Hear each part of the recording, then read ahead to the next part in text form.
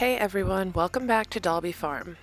If you're new here, I'm Kendall and I started this YouTube channel for our educational family pet farm. The farm itself has been in the family since 1861, but my mom changed the course of its future back in the early 2000s when we became a sanctuary for endangered farm breeds. We are now home to dozens of critically populated farm breeds, and they live out their days here as spoiled pets and educational ambassadors to their breeds, near and far. Now, we love our farm life, but it's not all sunshine and rainbows. There are sacrifices that you have to make. Some are really big, and some are small, but they're all part of the journey. So if you're thinking about getting into farming, or you're already on that path, here are 5 things you should keep in the back of your mind as you proceed. First up, time. As a pet farmer, you're going to give up a lot of your free time, and I mean a lot. It's feeding, cleaning, it's checking on your animals, it's just being present. Farming takes a daily commitment multiple times a day. At Dalby, we will spend hours every day tending to the animals when the sun comes up and before it goes down. It's not just feeding and watering, although in the wintertime, that takes like twice as long. But it's also about checking on the health. It's cleaning their living spaces. It's making sure they have everything they need. It's a huge commitment, so you need to be ready for that. It might mean missing out on spontaneous hangouts, vacations, or even just quiet, do-nothing weekends. Your animals depend on you, and you have to be there for them, rain, snow, or shine. Next up, money. Farming can be an expensive endeavor. Whether you're buying feed, medical supplies, equipment, or even just covering basic farm operations, the financial side of things gets tricky. At Dalby, I have to credit mostly my mom, but we're very strategic with the budget, and it's not easy. You might be tempted to buy the latest equipment, and most of the time, you can't. It's about starting small and being resourceful and budgeting carefully.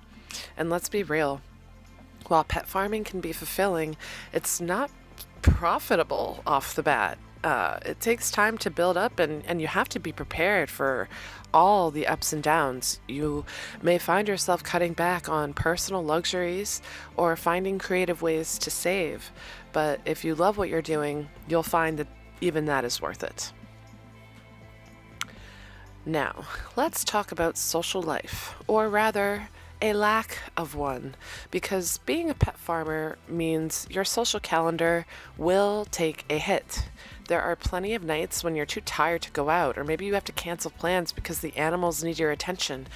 Just ask my mom how many nights she's been up in that barn well into the early morning hours caring for somebody who is sick, with the vet or on her own even, with my father, who knows? Still, even on holidays, you're working.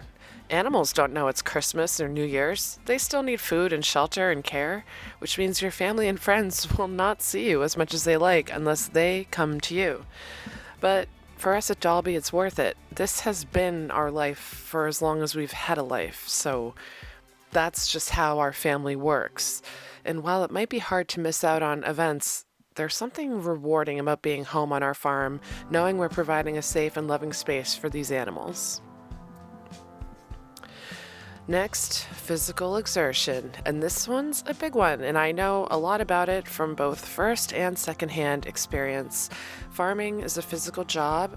Yeah, you can hire some help, but at the end of the day, it's on you. That help doesn't necessarily show up when you need it. And whether it's lifting hay bales, fixing fences, or dealing with a broken water pipe, you're gonna get your hands dirty, literally, and work muscles you didn't know you had. You might not always feel like going out in the rain to clean out a chicken coop either, by the way, but that is part of the job. Just ask my husband. The physical demands of farming will leave you feeling exhausted, sore, and likely at times frustrated. But at the same time, there's definitely a certain satisfaction in knowing you're doing everything you can to take care of your farm. Last, and this is by no means least, emotional toughness. Farming isn't just about hard work, it's about dealing with the emotional side of things too. There will be times when animals get sick, injured, and die. Those moments are heart-wrenching, and they will never get easier, at least if you're a member of my family, and we all have our own ways of handling it.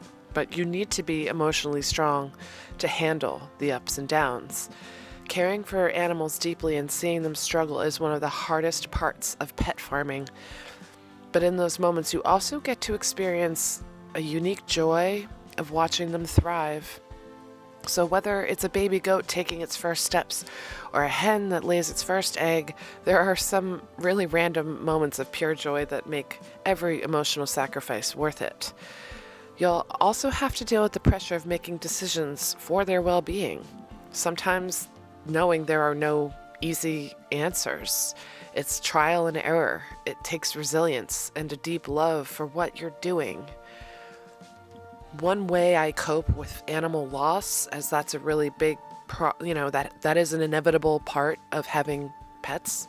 When a vacancy is created, I see it as an opportunity to welcome another life that is on this earth and show them how good it can be. So, those are the 5 big sacrifices you will make as a pet farmer. But here's the thing, despite all the time and financial stress, the physical exhaustion, the emotional toll, there's nothing like it. It's not easy, and it's never gonna be, but it is one of the most rewarding things you'll ever do. So if you're thinking about becoming a pet farmer, or if you already are, remember that it's a lifestyle that requires passion, patience, and a whole lot of love. But at the end of the day, the rewards will outweigh the sacrifices. Thanks for joining us today. If you liked the video, don't forget to hit the like button, subscribe, and click that bell so you never miss an update from us here at Dalby. And if you have any questions or thoughts on pet farming, drop them in the comments below. I would love to hear from you. Catch you next time.